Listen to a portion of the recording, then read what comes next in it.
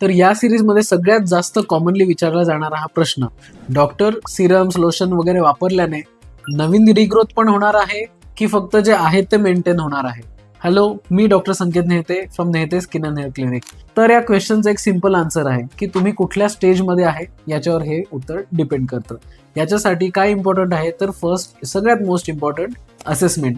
हे जे ट्रायकोस्कोप आहे हा असतो किंवा इव्हन मोठावाला असतो, त्याच्यामध्ये आपण नीट बघतो की आपले हेअर किती प्रमाणात जाड आहेत, किती प्रमाणात छोटे आहेत आणि किती प्रमाणात ॲक्टिव्ह रूट्स आहेत.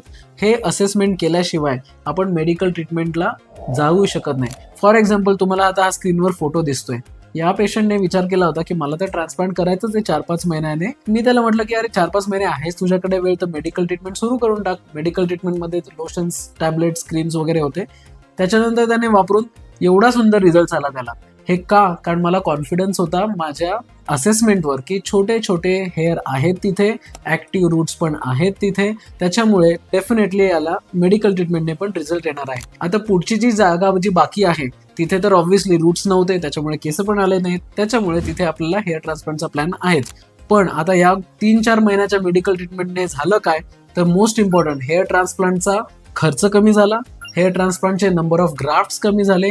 याच्यामुळे जो डोनर एरियात जो त्रास देणारा होता आपण ग्राफ्ट घेण्याचा, ती रिक्वायरमेंट सुद्धा कमी केली. सो हे खूप इम्पॉर्टंट आहे आपल्याला माहिती असणं की आपलं स्टेज काय आहे हेअर लॉसची, आणि हे असेसमेंट केल्याशिवाय या सिंपल प्रश्नाचं उत्तर देताच येत नाही.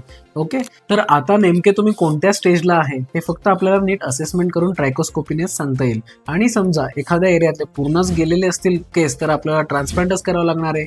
आणि हो, आता हेअर ट्रान्सप्लांटचा विषय निघालाच आहे, तर पुढचा व्हिडिओ हेअर ट्रान्सप्लांट बद्दलचा येणार आहे. आणि तो व्हिडिओ तुमच्यापर्यंत लवकर पोहोचायचा असेल तर लवकरात लवकर आम्हाला सबस्क्राईब करा आणि या बेल आयकॉनला क्लिक करा.